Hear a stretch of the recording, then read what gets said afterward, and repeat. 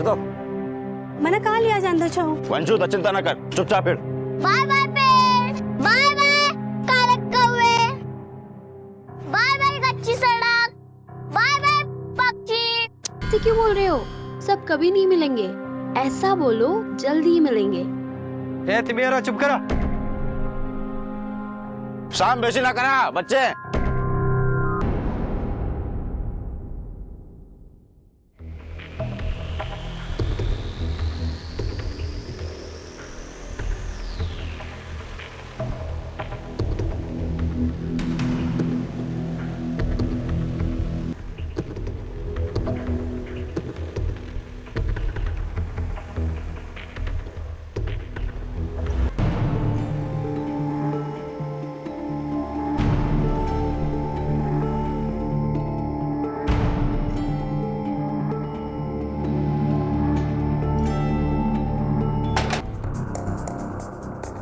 चलो जल्दी, चलो चलो अंदर,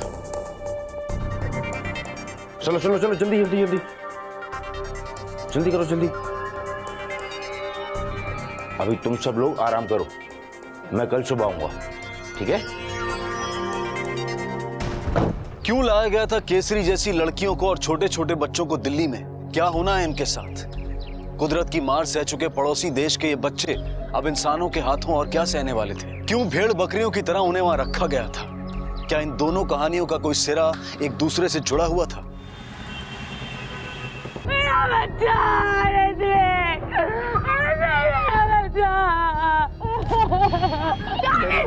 बच्चे को छोड़ना मत, उस लोकेशन को जान लिया उसने मेरे बच्चे की।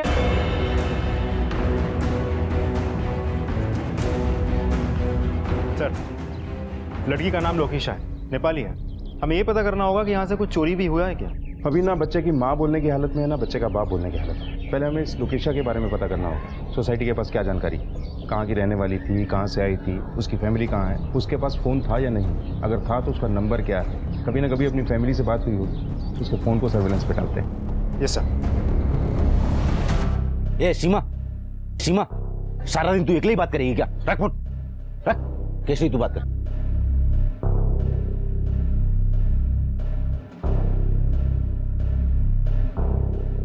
हेलो दीदी, मैं केसरी बोले को तो भाई कस्ता छो?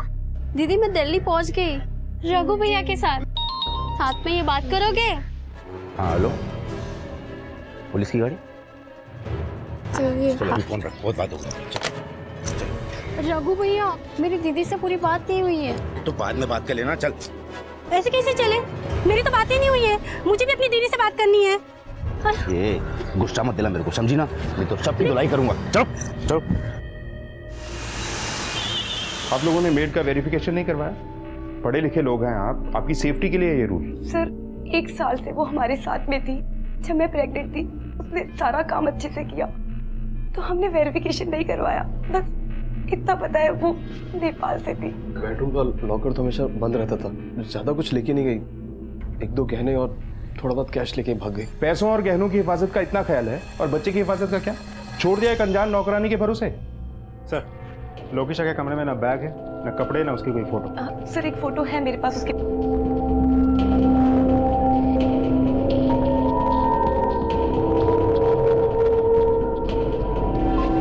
नैनी कैम या बेबी कैम नहीं लगवाया? आजकल लगवाते हैं लोग घरों में। सर मैंने बोला था जिग्नेश से, पर नहीं लगवाया इन्होंने। आप एक काम कीजिए, ये फोटो आप मेरे नंबर पे भेज दीजिए। ये लड़की लोकेशा कैसे मिली आप लोगों को? वो हमारा वॉचमैन लालमणि लेके आया था उसको। साहब जी, मेरा मती मर गई थी, जो उसको मदद की। एक पहचान वाला ने बोला बेचारी परेशान है, मदद करो। मैंने यहाँ काम पर लगा दी। इससे पहले कहाँ काम करती थी? दिल्ली में काम करती थी साहब जी, फिर दिल्ली से 1 साल पहले यहाँ आ गई। नेपाल में कोई है उसका? कहाँ की रहने वाली थी, कुछ पता है तुम्हें? एक बहन है और 2 छोटा भाई है, बस इतने ही जानता हूँ। ठीक है सर, कहीं वापस नेपाल तो नहीं भाग गई? हो भी सकता है, लेकिन पहले उसके फोन रिकॉर्ड्स निकलवाओ, उसकी आखिरी सेलफोन लोकेशन पता चलेगी तभी हम कुछ एक्शन ले पाएंगे। एक मासूम बच्चे का खून हुआ, हमें जल्द से जल्द खूनी को पकड़ना है। Yes sir. लोकेशा ने इतना बड़ा अपराध क्यों किया? कोई भी अपराध वजह चाहे जो भी हो जायज नहीं हो सकता, लेकिन एक अच्छे और परिपक्व समाज में ये सवाल तो उठना चाहिए कि आखिर उसने ऐसा अपराध क्यों किया। क्या वो मानसिक रूप से अस्वस्थ थी? कहानी के दो सिरे थे। दूसरे सिरे पर थे सरहद के कच्चे रास्तों से लाए गए बच्चे और लड़कियां। क्या इनमें से किसी का लोकेशा की कहानी के साथ कोई रिश्ता था? जुर्म का जो बीज मुंबई में बोया गया था, क्या उसकी जड़ें दिल्ली में थी? पुलिस ने इस केस को बहुत गंभीरता से लिया था और वो इस अपराध की जड़ तक जाने वाले थे। सर, ये रहे लोकेशा के फोन कॉल रिकॉर्ड। इधर देखिए सर, ये दिल्ली का नंबर है। दिल्ली के किसी पीसीओ से फोन आया था उसे। लोकेशा पहले दिल्ली में ही काम करती थी, ऐसा उस वॉचमैन ने बताया था। हो सकता है लोकेशा के भाई बहन भी दिल्ली में ही। Sir, last send phone location Mumbai Central के आसपास है, लगभग 5 बजे। मैंने ट्रेन की टाइमिंग्स भी पता कर लिया, दिल्ली और पंजाब की ट्रेन से। लोकेशा भागकर दिल्ली ही गई होगी, क्योंकि नेपाल में तो उसका कुछ बचा ही नहीं था। एक काम करो सर, लोकेशा का फोटो और उसका फोन नंबर दिल्ली पुलिस को भिजवाओ और बोलो कि हम भी आ रहे हैं, क्योंकि मुझे लगता है अब इस केस की गुत्थी मुंबई से नहीं, दिल्ली जाके ही सुलझेगी।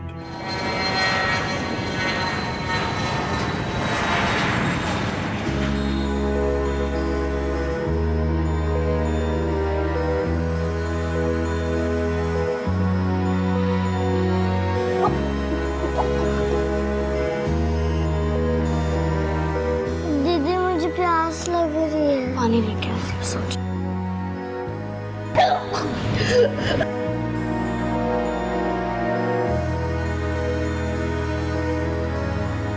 दीदी, यहाँ पे कितनी गंदगी रखी है, हमें यहाँ पे क्यों रखा हुआ है इतनी गंदगी में? आप रघु भैया से बात क्यों नहीं करती हो? चलो चलो, बहुत सो लिया, जल्दी उठो, सुबह हो गई। चलो चलो चलो चलो। कीर्ति मैडम, कैसे सामान लाए हो? किसका क्या करना है मैं बताऊंगी, तुम ख्याल रखो इन सब का। रघु भैया, मुझे दीदी से कब बात कराओगे? मेरे दोनों भाई बहुत डरे हुए हैं। चिंता न कर, जल्दी मिलाऊंगा। ठीक है, आराम करो। चलो चलो। एक मिनट, हमें यहाँ सबको जबरदस्ती बंद करके क्यों रखा हुआ है? और किसी से फोन में बात भी नहीं करने देते। मुझे नहीं रहना है, मुझे मेरे भैया भाई के पास जाना है।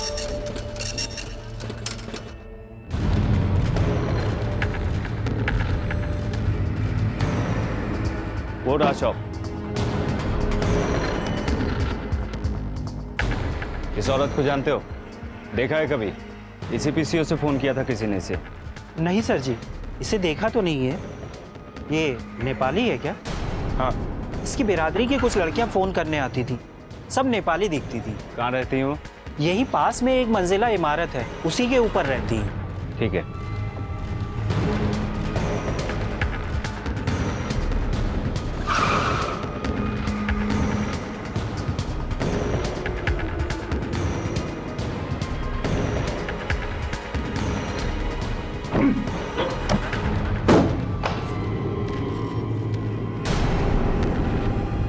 सर्च करो अच्छी तरह।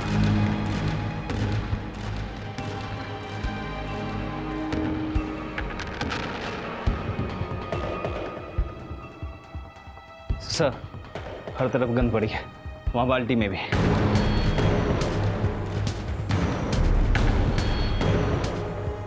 किसी केसरी नाम की लड़की की है।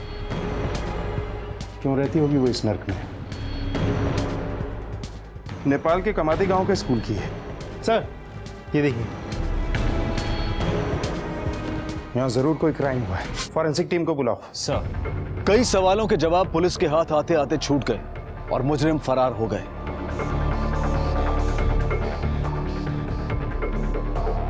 लेकिन मुजरिम सिर्फ इस भ्रम में जीते हैं कि वो कानून से 2 कदम आगे हैं, पर कानून की मजबूत गिरफ्त से ना तो कोई मुजरिम बच पाया है और ना ही बच पाएगा। देश को जुर्म से आजाद कराने की जद्दोजहद में लगी पुलिस फोर्स किसी भी कीमत पर इस जुर्म की जड़ तक पहुंचने की पूरी कोशिश कर रही थी। अगर कर साहब, यहाँ कुछ नेपाली लोग रहते थे, कुछ बच्चे और कुछ लड़कियां आते जाते रहती थी साहब। कभी कभी उनसे मिलने वाले लोग भी आते थे साहब। हमेशा से वही लड़कियां रहती थी? नहीं साहब, अलग अलग लड़कियां आती और जाती थी साहब। कमरा किसको किराए पे चढ़ाया था? एक कृति मैडम है साहब। लड़कियां यहाँ क्यों लाई जाती थी? क्या होता था उनके साथ? वो तो पता नहीं है साहब। किसी के नाम एग्रीमेंट कुछ होता था क्या? हाँ साहब, नोटरी का ठप्पा लगा के किराए पर चढ़ा दिया था साहब। हर महीने समय पे अच्छा किराया आता था साहब। अब बता, ये कीर्ति कहाँ मिलेगी? दक्षिण दिल्ली में एक ब्यूटी पार्लर है साहब। ले जाओ इसे। ये केस एक बच्चे के मर्डर से शुरू हुआ था, लेकिन लगता है कि ह्यूमन ट्रैफिकिंग का केस है ये, जिसके तार 3 जगह से जुड़े हैं, नेपाल से, दिल्ली से और मुंबई से।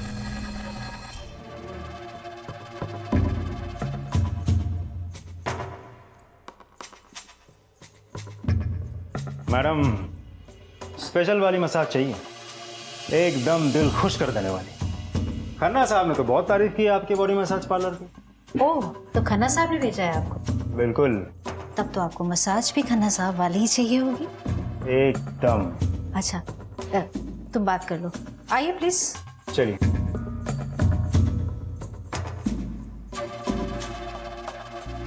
आइए, आप यहाँ बैठिए, मैं भेजती हूँ।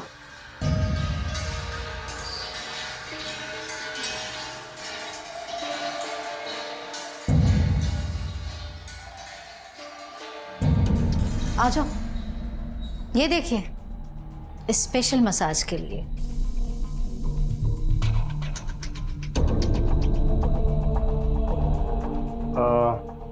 कोई फ्रेश पीस नहीं है? फ्रेश है ना, जाओ अंदर से दूसरी लड़कियों को भेजो, बिल्कुल गुलाब की तरह, ताजी ताजी फ्रेश।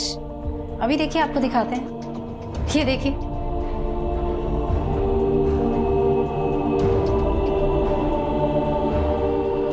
इक्कीस, 17, 19, 20। और तुम 18 की। अरेस्ट कर लो इन सबको। अरे साहब रुकिए ना, कुछ ले दे करके यहाँ हाँ, ले दे लेंगे, थाने में कर देखिए, लेंगे। चलो देखिए, पहुंच बहुत ऊंचे तक है। पहुंच, थाने में नहीं करा। ए सिंह, अंदर देखो, कोई और नहीं देखिए। क्या।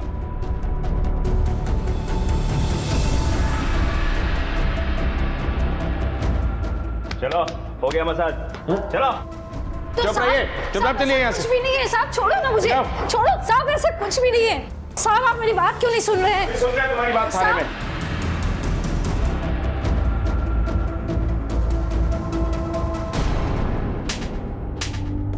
रुको।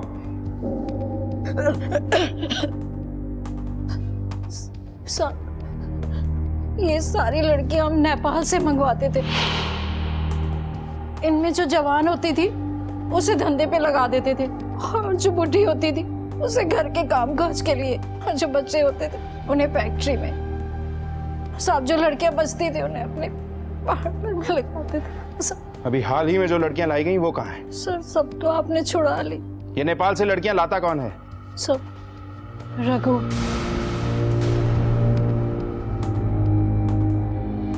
कहाँ मिलेगा ये रघु? इसका नंबर क्या है और इसके साथ कौन कौन काम करता है? रघु का दोस्त शामू।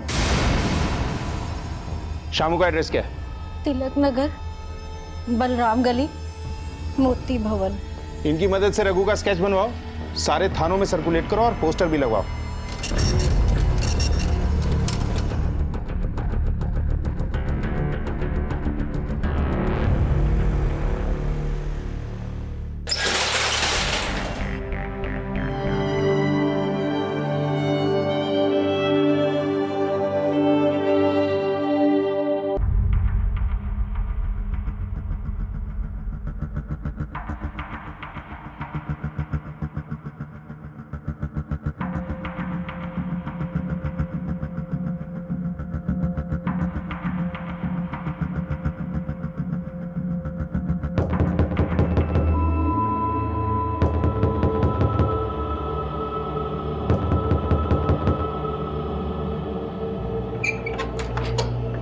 शामू,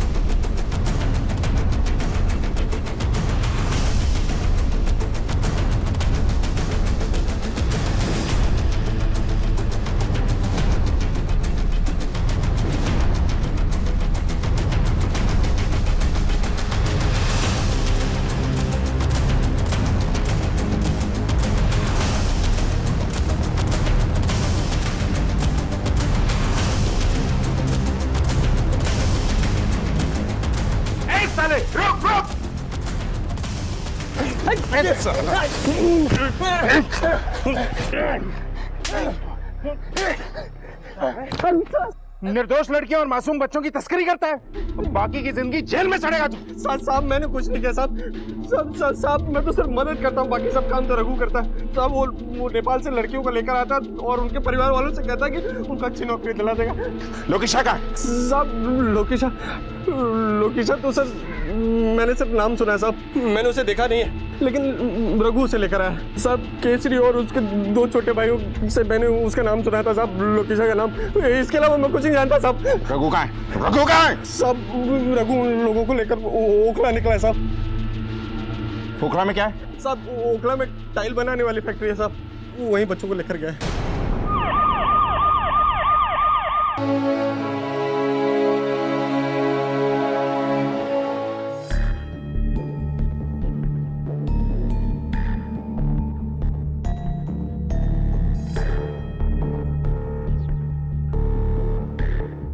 रघु, इन लड़कियों पे काम करना पड़ेगा। हमें यहाँ पर क्यों लाया गया है? हलाल करने से पहले खिलाया और सजाया जाता है। चलो कपड़े उतारो। नहीं, मैं नहीं उतारूंगी। अरे कपड़े उतारो। ये तेरे भाई हमारे पास है और उसकी जिंदगी तेरे पास, जैसा बोलती वैसा कर।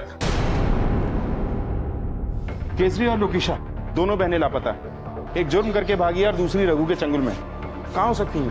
सर अभी तक इस केस में जो सुराग मिले हैं उससे तय है कि बच्चे और लड़कियां नेपाल से लाई गई और ट्रैफिकर्स ने उनके साथ बहुत ज्यादतियां की हैं।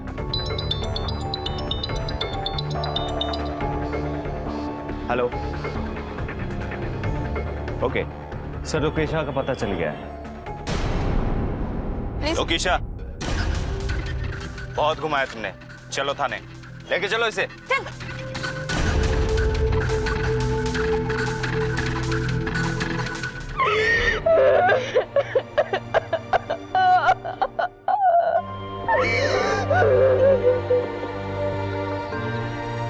दीदी आप क्यों जा रहे हो?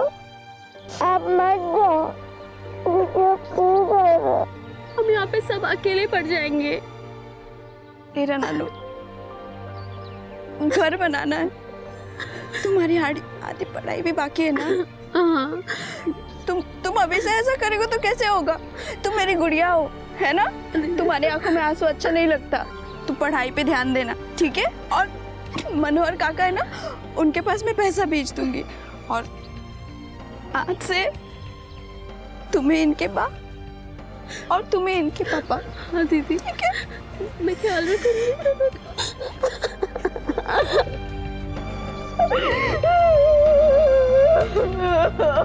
सर ये वाला नंबर, इसकी पूरी डिटेल्स निकाली है मैंने। सर वो लोकेशा मुंह नहीं खोल रही, वो बहुत डरी हुई है।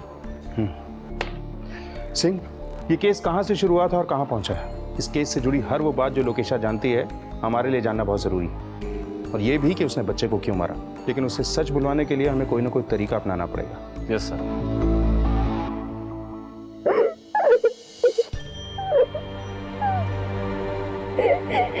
दीदी,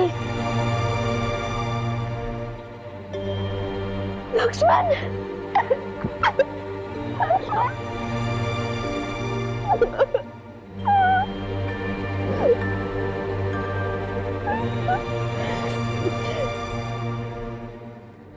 महेश और केसरी का।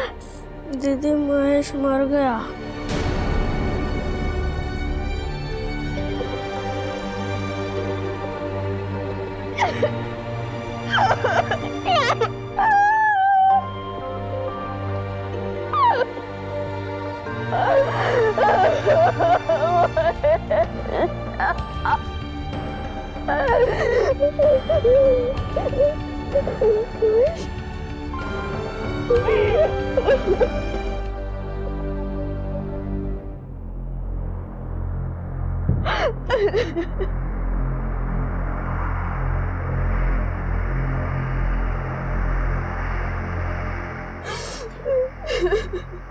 लोकेशा, तुम्हारी बहन को ढूंढने के लिए हमारी टीम दिन रात एक कर रही है। केसरी और उस जैसी लड़कियों को उनके चंगुल से छुड़ाना है। देखो, हम समझ सकते हैं तुम्हारे साथ जो हुआ वो ठीक नहीं, लेकिन जो तुमने किया वो भी ठीक नहीं था। अब हमें खुल के बताओ कि तुम्हारे साथ क्या हुआ, क्यों मारा तुमने उस बच्चे को। देखो, हमारी मदद करो ताकि हम तुम्हारी मदद कर सकें। डरो नहीं, बताओ क्या हुआ था तुम्हारे साथ? आज तक किसी ने मेरी मदद नहीं की। 28 साल की थी जब मुझे रघु इधर लेके आया था। मेरा पति मर गया और मेरे बच्चे भी नहीं थे। मेरे 2 भाई और मेरी बहन केसरी, उन लोगों को मैं अपने मासी के पास छोड़ के इधर काम करने आ गई दिल्ली में। वो रघु ने मुझे एक मसाज पार्लर में बेच दिया। वहाँ पे मसाज के साथ साथ और भी बहुत सारी चीजें होती थी। वो सब काम भी करवाते थे जो मुझे नहीं करना। 2-3 साल तक मैंने ये काम किया। फिर मेरी बढ़ती उम्र की वजह से मुझे मुंबई में एक घर में आया का काम दिलवा दिया। उसका मुझे रघु को कुछ कमीशन देना पड़ता, लेकिन मेरे लिए सही था क्योंकि मुझे लगा कि मैं इस दलदल से बाहर निकल गई। लेकिन तृप्ति मैडम पेट से थी जब भी मैं उनके पास काम करने आई। अरे जान नहीं है क्या तेरे हाथों में? जा, तुझसे नहीं होगा, जाके अपना काम कर। और सुन, जाते जाते दरवाजा बंद करके जाना। उनके पति का मेरे पे बहुत गलत नजर था। मुझे पता था कि मैं ज्यादा देर तक उससे नहीं बच सकती। सब मर्द एक जैसे होते। मेरी बात सुन। इधर इधर इधर इधर बैठ बैठ। एक बात सुन, तू जानती ना तब तू पेट से, जब से मेरा उपवास चल रहा है। देख तू कितनी सेवा करती है उसकी, है ना? थोड़ी सेवा मेरी भी कर देना। मैं वैसी लड़की नहीं हूँ, मुझे जाने दो। मुझे पता है तू ऐसी लड़की नहीं है। तेरी ऐसी लड़की बहुत सारे वीडियो देखे मैंने। मैं कुछ नहीं कर पा रही थी। तुम्हारे साथ इतना गलत हुआ, तुमने पुलिस की मदद क्यों नहीं ली? कहीं दूसरी जगह नौकरी क्यों नहीं ढूंढ ली? मेरे पास कागज नहीं है ना, तो इन लोगों ने मुझे काम पे रख दिया। वो लोग पगार तो देते थे, लेकिन उसकी कीमत कई तरह से निकालते थे। लेकिन एक चीज था जिसकी वजह से मेरा मन लगा रहता था वहाँ। वो क्या? मैडम जी का बच्चा ऋत्विक बाबा। मेरा कोई बच्चा नहीं था ना, तो मैं बहुत खुश रहती थी ऋत्विक बाबा को अपनी गोद में खिला के। ऐसा लगता था जैसे मेरा अपना बच्चा है। ए लोकेशा, ये क्या ऋत्विक ऋत्विक लगा रखा है तूने इसे? बाबा बोला कर इसे। अगर तू इसे ऐसे बोलेगी तो घर के बाकी नौकर क्या बोलेंगे इसे? सब मैं रहती तो उनके घर पे थी, लेकिन सिर्फ एक नौकरानी। पति रोज रात को हवस निकालता था अपनी, और मैडम मुझे ऐसा देखती थी जैसे मैं गंदगी हूँ। तो इसका गुस्सा तुमने उनके बच्चे की जान लेकर निकाला? नहीं साहब, बच्चे से क्या दुश्मनी। मैं तो उनका बहुत अच्छे से ख्याल रखती थी। मुझे नेपाल के बारे में पता चला कि वहाँ पे भूकंप आ गया, और मुझे अपने परिवार के पास जाना था। मैडम जी, कुछ दिनों की छुट्टी चाहिए। आपने टीवी पे देखा होगा ना, नेपाल में भूकंप आ गया। मुझे मेरे परिवार से मिलना, बताने किस हाल में हूँ। मरा तो नहीं ना कोई? फोन पे बात हुई ना तेरी? जब देखो जब छुट्टी चाहिए छुट्टी चाहिए। अगर तुझे जाना है ना तो जो पगार लिया था ना वो एडवांस देकर जा। और भागने की कोशिश की ना तो पुलिस में कंप्लेंट करवा दूंगी, समझी तू? आई छुट्टी चाहिए इसे। मेरे भाई और मेरे बहन से मुझे मिलना था। भयो भयो बेसी भयो ल चुप, दूध पनि पिउँदैन के भयो तिमीलाई?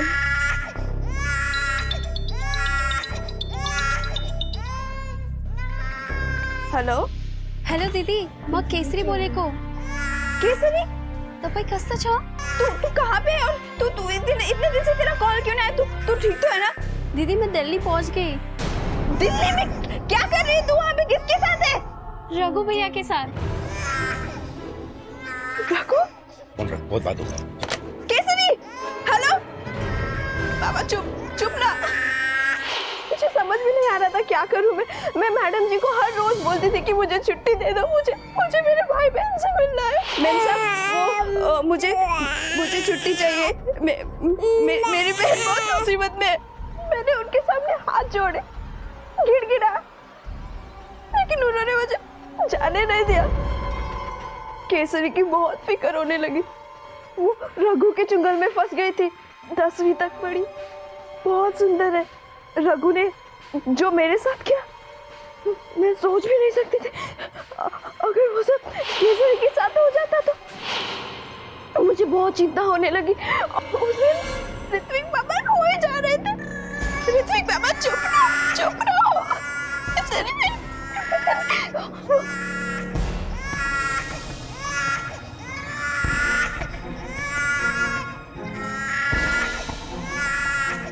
पापा चुप रहो, तुम चुप रहो।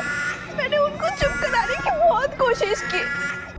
साहब मुझे पता है मैंने जो किया वो सही नहीं किया, लेकिन उसकी सजा मेरी बहन केसरी को नहीं मिलना चाहिए। मैं केसरी को बचा। लोकीशा और केसरी जैसी लड़कियां अपने देश में बेघर और बेसहारा होकर निकल पड़ती हैं रोजगार और बेहतर जीवन की तलाश में, लेकिन भेड़ की खाल में छिपे इन भेड़ियों का वो आसान शिकार बन जाती हैं। वो मजबूर होती हैं और उनकी मजबूरी का नाजायज फायदा हर कदम पर हर कोई उठाने को तैयार रहता है। उनकी आजादी उनसे छीन ली जाती है। वो लौट कर जाना भी चाहें तो उन्हें जाने नहीं दिया जाता। इनमें से कुछ इस दर्द को अपना नसीब मान लेते हैं और कुछ हालात से लड़कर आजादी हासिल करते हैं। जुर्म की इस बड़ी दस्तक पर अब पुलिस मुस्तैद होकर मुकाबला करने के लिए तैयार थी। सर उस लड़की कीर्ति के बनवाए स्केच के आधार पर हमें रघु के बारे में एक बहुत इंपॉर्टेंट लीड मिली है। सर आज से 7 साल पहले बिहार में एक ग्रुप रॉबरी और मर्डर हुआ था, जहां 4 में से 3 अपराधी पकड़े गए, अभी भी सजा काट रहे हैं। ये चौथा फरार आदमी है। इतने खतरनाक आदमी के साथ केसरी और न जाने कितनी लड़कियां होंगी, पता नहीं किस हाल में होंगी।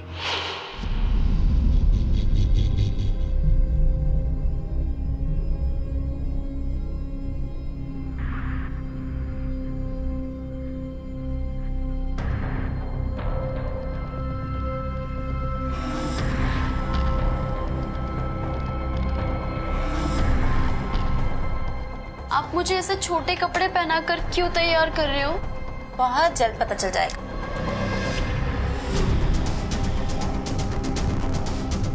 हेलो रघु, लड़कियां रेडी हैं। अब बोल। सर, रघु के बारे में एक इन्फॉर्मेशन है। सदर बाजार के डिलाइट फोटो स्टूडियो में रघु कुछ लड़कियों के साथ देखा गया है। चलो।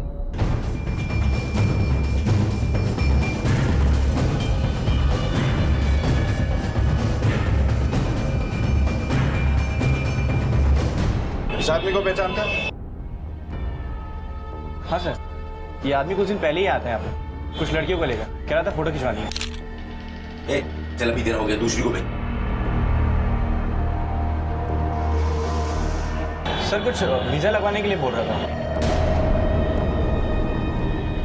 इन फोटोज का फॉर्मेट 4 कंट्री से होता है, मतलब ये लड़कियों को आउट ऑफ इंडिया लेके जाने वाला है। सिंह सर, पीसीआर से कांटेक्ट करो। Yes sir.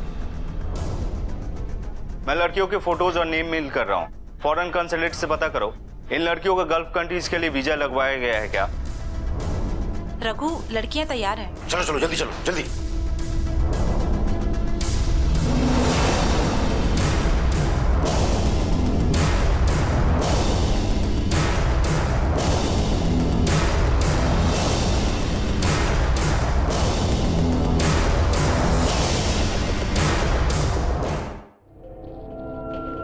Okay thanks sir. खबर पक्की है, वीजा लिया गया था उन 3 लड़कियों के लिए। फ्लाइट डिटेल्स भी मिल चुकी हैं और फ्लाइट 3 घंटे में छूटने वाली है। टाइम बहुत कम है, हमें डिपार्चर से पहले वहां पहुंचना होगा। Right sir.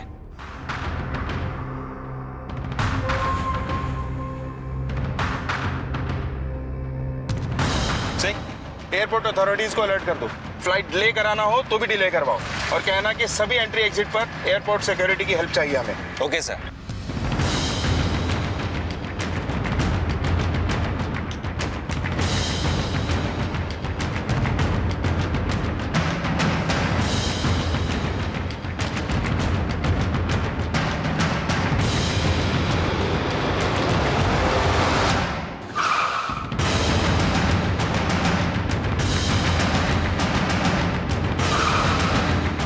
रुक, उधर नीचे। रुक बोला तेरे को।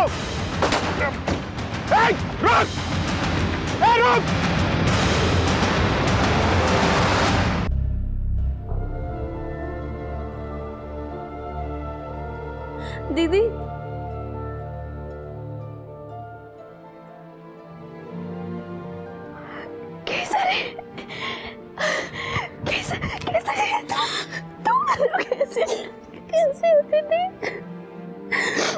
तू तू तू तू ठीक है ना? तुझे चोट नहीं आई ना? केसरी ये क्या पहना है तूने?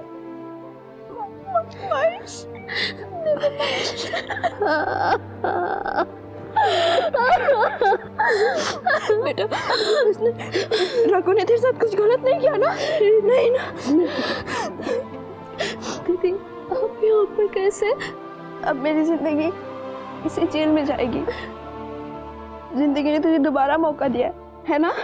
तू इसे गवाना मत, किसी के भी झांसे में मत आना, ठीक है? और अपने सारे सपने पूरा कर, लक्ष्मण का ख्याल रख, अपना भी पूरी तरह ख्याल रखना, ठीक है? पूर्ण स्वराज की इमारत मानवता और समानता की नींव पर खड़ी होती है।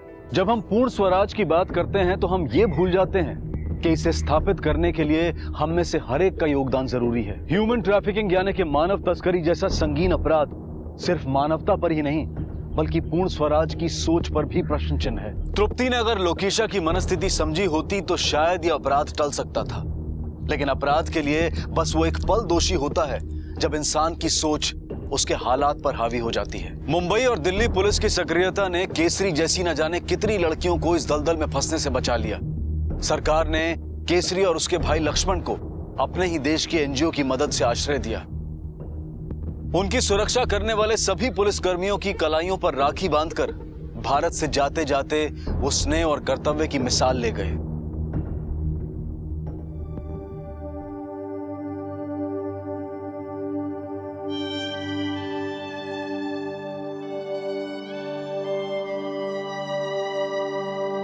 मुझे दो, मैं देखता हूँ।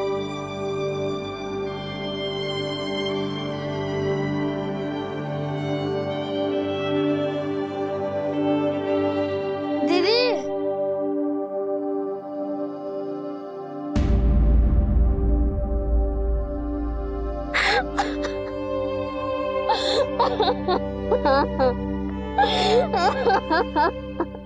लगभग 6 लाख से 8 लाख जीते जागते इंसान हर साल अवैध रूप से इंटरनेशनल बॉर्डर्स पार कराए जाते हैं। इनमें से ज्यादातर बच्चे होते हैं। ये बच्चे प्रोस्टिट्यूशन यानी देह व्यापार या बाल मजदूरी के लिए इस्तेमाल किए जाते हैं। इनसे इनका बचपन छीन लिया जाता है, जवानी लूट ली जाती है। जब हम अपनी सुख सुविधाओं के लिए दूसरों की आजादी को कुचल देते हैं तब ऐसे संगीन हालात पैदा होते हैं। शोषण, असमानता, जुल्म जब तक किसी भी समाज में ये रहेंगे तब तक पूर्ण स्वराज एक सपना ही रहेगा। सब मिलकर कदम उठाएंगे तो अपराध टल भी सकते हैं और उनसे मुक्ति भी मिल सकती है, और ये है असली आजादी। इसी विचार के साथ अब मैं अनूप सोनी आपसे विदा लेता हूं। फिर मुलाकात होगी अगले एपिसोड में जुर्म की एक और कहानी के साथ। तब तक अपना और अपने परिवार का ख्याल रखें और देखते रहें क्राइम पेट्रोल डायल 100। सबक एक को सीख हम सबको। जय